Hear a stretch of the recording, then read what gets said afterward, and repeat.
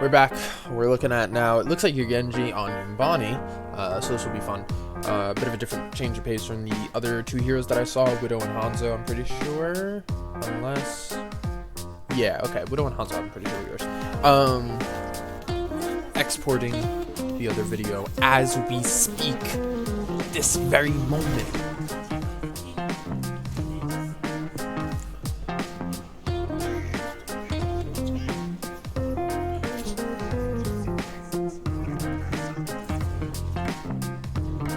Now that I'm thinking about it, I probably should have edited out that long pause where I had to step away. That would have been a smart decision. Yeah, I'm sorry about that. Anyway, okay, so you're playing Genji Echo with a Ana Lucio and a Reinhardt Zarya. Not the worst combination, especially since the Lucio can kind of keep the tempo high for you and the Echo to get continuous value, but you're going to be playing into a Torb and a Soldier, so it's kind of equal footing in terms of Echo v Soldier as far as I understand it, and Torbjorn is going to be putting a lot of pressure on you as long as you're not letting your tanks take the aggro first. So let's see how you play into this, especially with the Moira being there. Moira just sucks, because Genji is one of those characters who is almost dependent on people's inability to hit him and his just, you know, sporadic movement. Moira just does not care about aiming, so he needs any of that.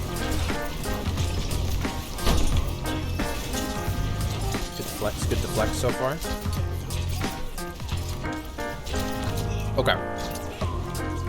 First fight is a loss. First fight is lost largely because your Reinhardt gets blown up. I didn't look at it if you got bubble at bad timing or anything like that, but okay, that was bad. That was unexpected. I wasn't expecting that, but that was a bad dash for two reasons. One, because you put yourself in a situation where you had no chance of surviving, right? You put yourself in the midst of the enemy team. And two is because your team was almost regrouped. So now you're either forcing them to wait for your respawn. You're the last man dead. So they're either got to wait for you to come back, or they have to push a man down. So you've basically just killed about 10 seconds worth of time, because it's about 7 seconds to get back on defense or on offense. It's usually about 7 seconds just point blank, really. That's about the average. But now your team has to wait for you, and it looks like your Reinhardt didn't decide to wait, so now you're getting back and your Reinhardt's dead, and now we'll have to see if you wait for him, but your Zarya's dead, so now your Zarya's the last one dead, and you go in anyway.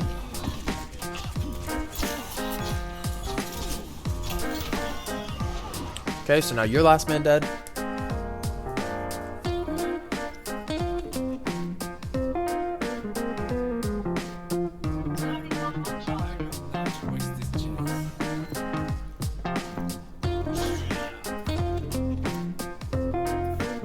Alright, nobody's died yet, so this is good.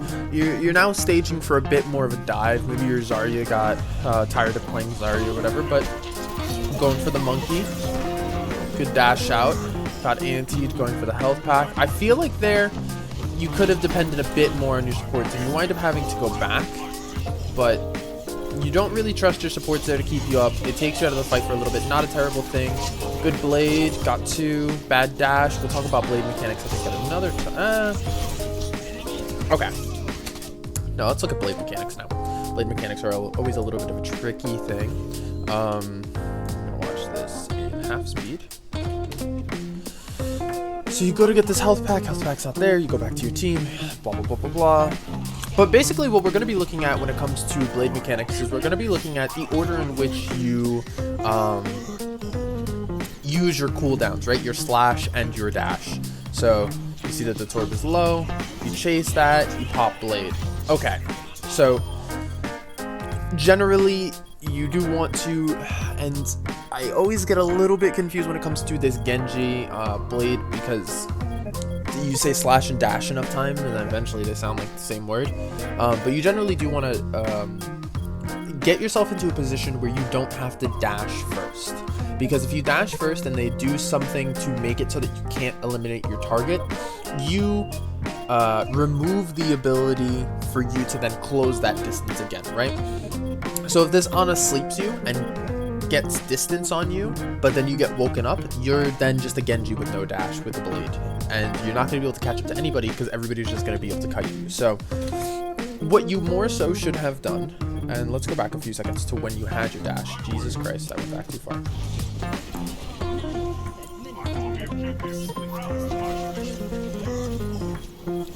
Okay, so right here is the moment at which you start to think about using your blade. So you have two options in this moment, and the first one is going to be to dash as Torbjorn because he's low health. That'll give you the reset and everything like that. You don't recognize that with lightning reflexes, so you immediately blade, right? So once you blade, you've already put yourself in a disadvantaged situation because from here, it's hard for you to see, and we can go back to your perspective. You know who you're focusing, right? But if this target doesn't work out, what are you going to do? There's nothing for you to do, right? If you don't kill this Ana, and I mean, this is in a terrible circumstance. I don't know if you track the fact that she already used her sleep. Because it looks like, yeah, your Reinhardt's sitting on the high ground. I don't know if she has nade. Let's go see if she has nade really quick. Where is she? She's at 4. She still has nade. So she could have survived this if she nades her feet fast enough and gets more healing. It's an unlikely circumstance. But you put yourself in a bad situation by dashing straight at her. What you could have done is, instead of dashing straight at the Torb late, because you don't recognize that he is below that 50 threshold, you could have dashed into the air and fallen on top of the Ana. So if you just take some more time to close that distance, get yourself a little bit more set in your feet, you could have jumped or dashed into the air, fallen down onto the Ana, swiped at her, and had your dash to eliminate her, or had your dash to potentially close any distance. This is going to wind up being just a fine blade because the unique circumstance of her being able to nade her feet and get the Moira healing doesn't pop up. But in situations where there's a Moira Brig, you're going to be able to get you're not going to be able to get as much value out of this blade because Moira Brig just put out so much value to places they don't even recognize that they're putting out value, right?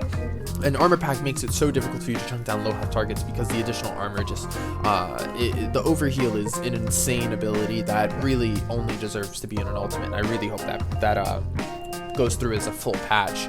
But the situation that you create here is a disadvantage one just for the instance of if something does happen that neutralizes your blade, then you're going to be stuck in no man's land and the blade is going to be worthless. So you can set this up better by, instead of dashing after you pull out your blade immediately, dash into the air first and then fall onto your target. It's kind of a similar philosophy to how Winstons want to dive nowadays. So if you're playing Winston and you want to be kind of diving onto a team, you generally want to look for the high ground above them to be the point at which you want to dive. And if they're already on the high ground, then you go to the low ground below them. But you don't want to be on the same height level.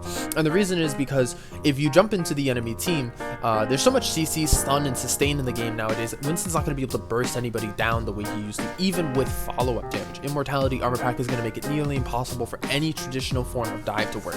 So Winston has to jump to the high ground or low ground below, around the enemy team, and then wait for his cooldowns to come back so that he can re-engage with his cooldowns without having to use them to get to the enemy team or without having to risk his positioning as much. So generally you want to be jumping to the high ground, right? And then you want to be falling down so that you always have your jump to escape or to chase a target who's getting away. So you want to be doing the same thing with Genji. You want to be setting yourself up to be in the air so that you fall onto your targets and then you have your dash either which way. So I took a million years kind of explaining that and saying it over and over again, but that's mainly because I'm just kind of making sure that I'm saying it in a way that makes sense. I'm just rephrasing it multiple times to hope that one of them gets through and kind of isn't too confusing, you know? Fortune nade.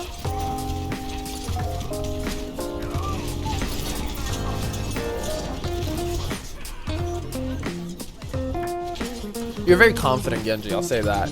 Or at least you appear confident because you've been low health majority of these fights, but it doesn't stop you from going in. So I would pay a little bit more mind to your health and what could kill you, because you're just in risky situations here where you're basically daring the enemies to hit any of their abilities.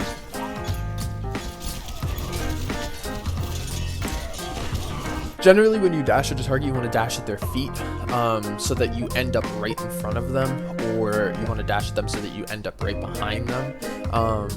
So you kind of lost the Ana there and missed the opportunity to kill her. But if you just look at the ground will kind of stop you as long as you're like looking at her feet. Even if she's in front of you, you'll still hit her with the ability. And you'll be able to follow up with the damage because you'll already have your reticle on her, right? So you can dash into her, hit her with full body shot shurikens, and then melee her almost instantly for pretty much an insta-kill.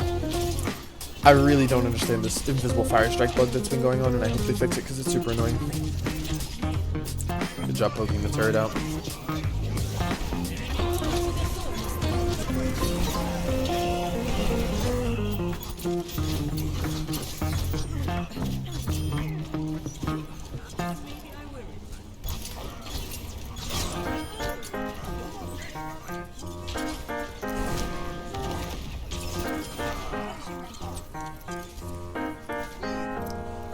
Okay, pretty simple fight overall. Trying to get the nano. I would recommend being in voice, but of course I don't know if you maybe are in voice and there's nobody else in voice. It's also potential that you go into voice and nobody cares.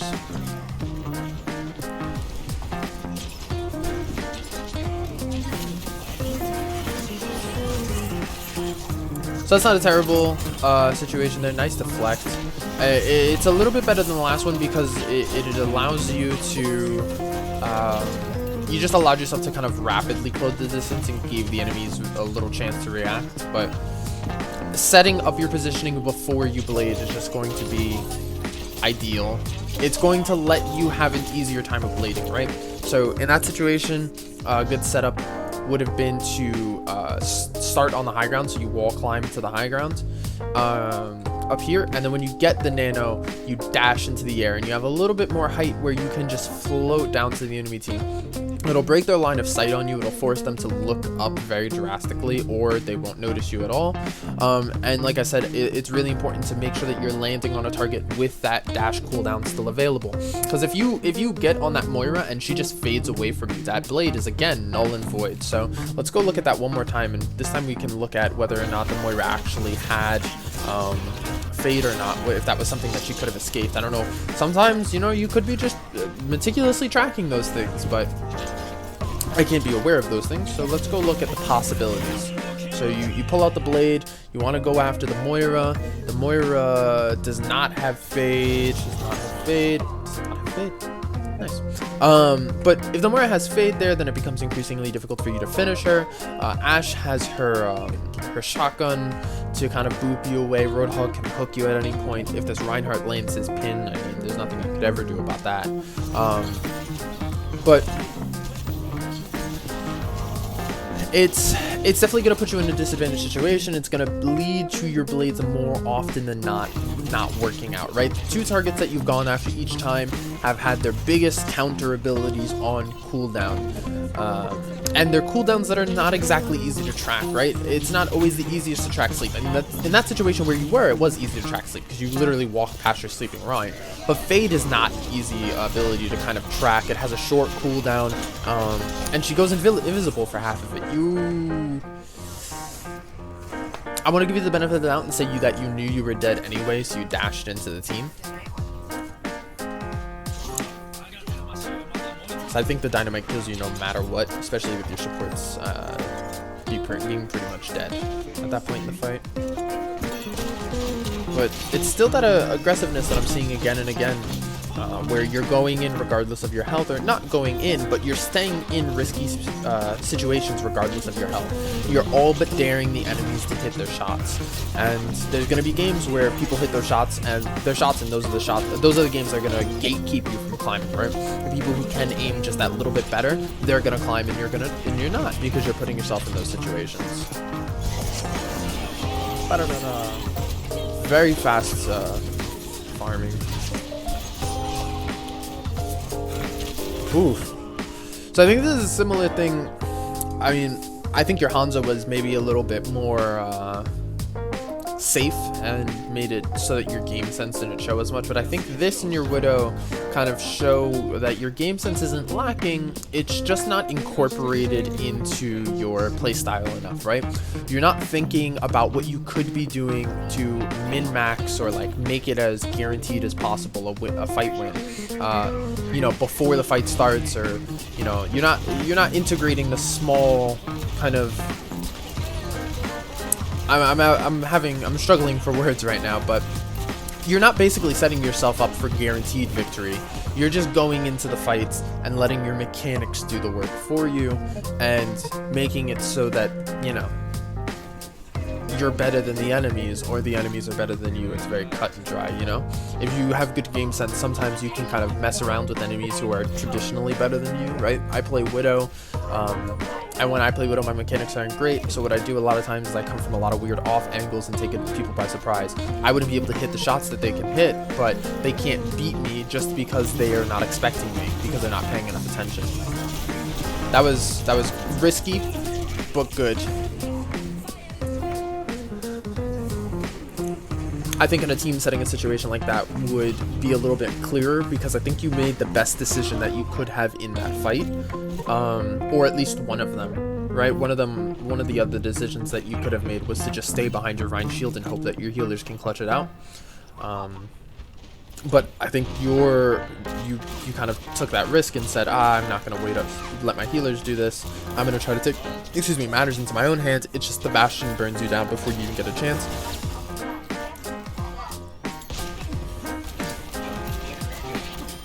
Nice shots.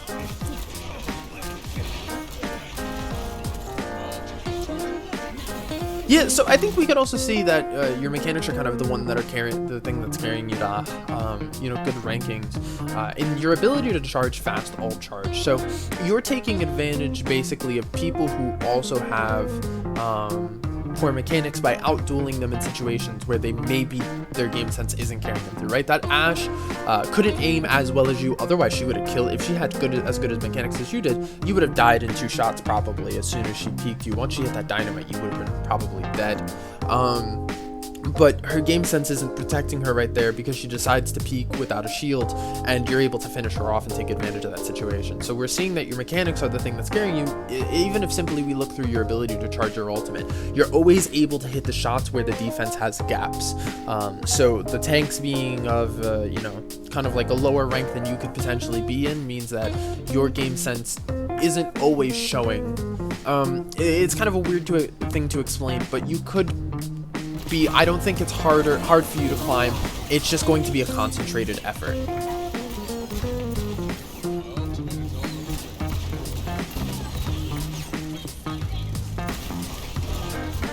So I think you make a slight mistake here of continuing to shoot. I think if you had just gone straight up when your ultimate was ready to get on that flank, you might have been able to get something done. I don't think it's anything significant, because there's no tank or anybody really to grab attention from the enemy team while you do that. But at the very least, you would have been on that flank a little bit earlier while there was still time. So maybe being a little bit more decisive in those moments can clean up. It's not going to be often that you have, I think, those indecisive moments, or those moments where you could have done something faster.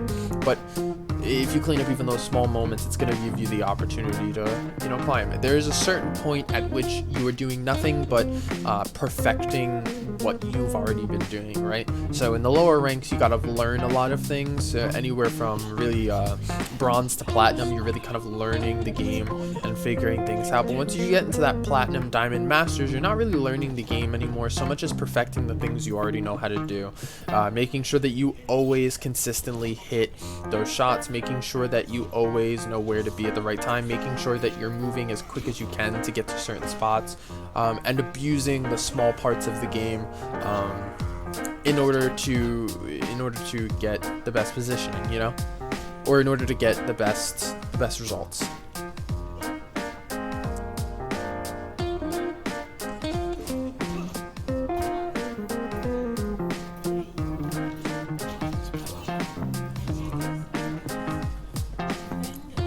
So we're back on that Hanzo. Let's see how you do with this.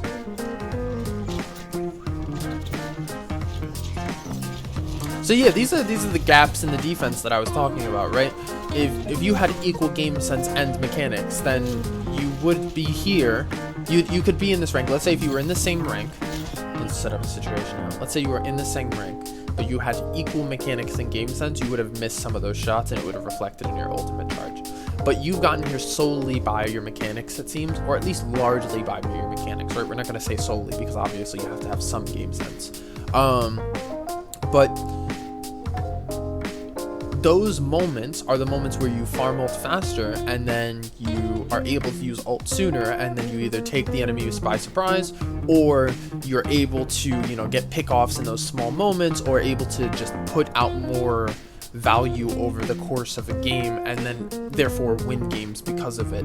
We need to get you into the situation where those games where you can't just shit out damage value and stuff like that, what other types of value can you get? And that's where I think the game sense really comes in.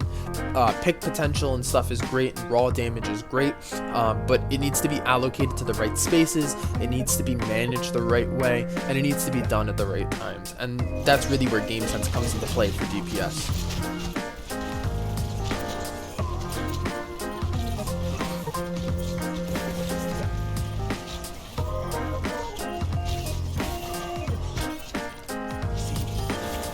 Nice. Okay, so there I am. The target focus wasn't bad because you're looking at their supports, and I think anybody you hit in that situation is probably going to net you good results. You really needed to hit the headshot on the Ana in order to be able to like clutch out that fight or anything like that. I think that's just really a matter of the fight was lost with or without you, and you need to get out of that fight before it's too late. Because if you could regroup with your team here instead of getting shit spawned like this, then you're going to be able to take this 6v6 a lot easier and potentially negate the chances of your team getting picked off, your teammates getting picked off without you being there to help them out or anything like that, you know?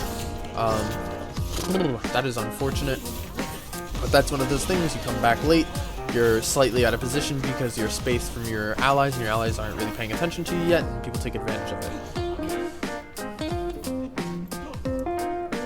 So you being there, you would have been able to do damage during all that downtime, during all that poke phase, and potentially get a pick and carry that fight out. But also you would have been able to just back up your team, do a little extra shield damage, be aware of the flankers a little bit more because you would have been more set in your positioning. I think a lot of people take for granted how important it is to have set and stable positioning for DPS and supports especially. So tanks that often back up a lot or reposition or retreat can actually be very detrimental to the team because it requires their entire team to continue moving. And when you're moving all the time, you have to keep reimagining what the flank routes are and what angles you have to be aware of, and this can cause like delays and awareness lags and things like that are going to cause issues. So you weren't set already, so you didn't have time to check your flanks because you were trying to get into position, trying to figure out what was going on in the fight, and the Genji takes advantage of that by showing up and just eliminating you before your team has time to realize that you're even back in the fight or ready to respond.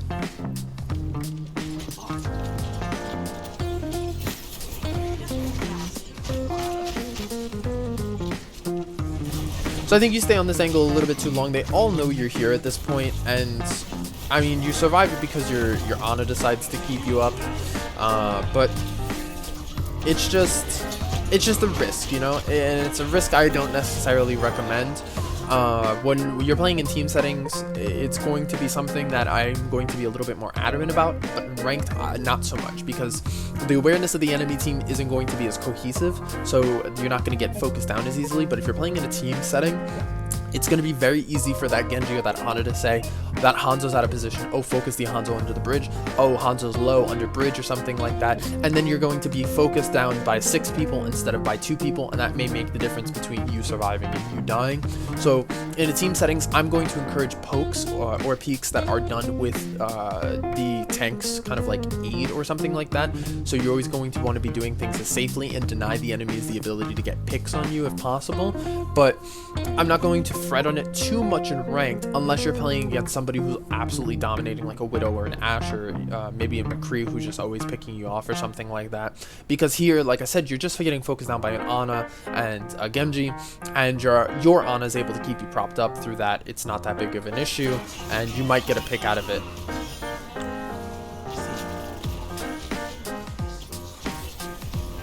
Unfortunate. You kind of walk towards the fight a little bit during that. I don't think you necessarily needed to. It is a habit sometimes of players to start to walk towards enemies if they continue missing over a duration of time. Just be wary of that. I don't know if you decided to try to just get closer to the fight so you could support your team better, but you didn't necessarily need to. You could have backed up and been a little bit closer, so you seem a bit distracted here.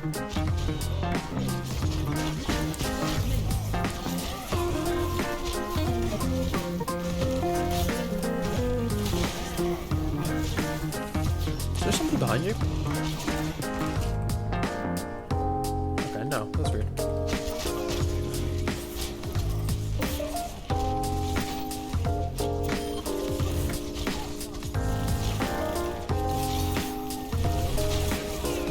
I'd be curious to know what your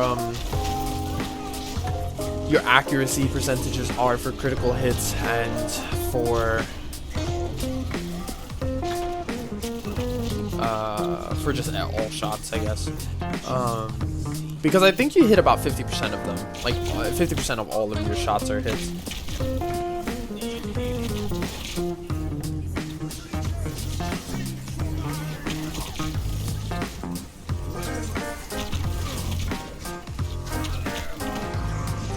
So this wasn't a good fight because you couldn't win it. Generally, my recommendation for dueling flankers or splitting off from your team in order to fight in a 1v1 or a duel is either make sure it's an advantaged matchup, but generally you only want to engage in those fights for 3 to 5 seconds. If you can't win that fight in like 3 seconds, really, you just want to leave. You want to start disengaging because you, even though the flanker, like Tracer, you're negating her value, it is undermining the amount of value that you provide to your team by saying, oh, I'm just negating this Tracer. You should be the best DPS in the lobby, and if that Tracer is distracting you, then she's distracting the best DPS in the lobby, and that's a win for her, not for you. So if you can't eliminate somebody in 3 seconds, I say this for Lucio's, I say this for support players in general, actually, I say this for all DPS, if you can't win a flanker duel in 3 to 5 seconds, you need to start disengaging and getting back to your team, because you need to be providing value to your team. You force them to take a 5v5 there, you notice that your tanks have been losing the team fights the entire time, your tanks have been the weaker tanks throughout, and they've depended on you to put pressure on the enemy tanks to actually get anything done. So you need to recognize your value to the team and make sure that you're not just distracting someone on the side. So with that, I'm going to end this. If you have any questions, comments, or concerns, let me know. But yeah, send me any replay codes. Make sure you watch this, internalize the information, and try to implement into your gameplay before you send me more replay codes. Because if you keep sending me stuff that has the same kind of like if I have to say the same thing again, it's going to be fairly worthless, right? Not saying that I have been saying the same stuff, just saying as a note. Anyway.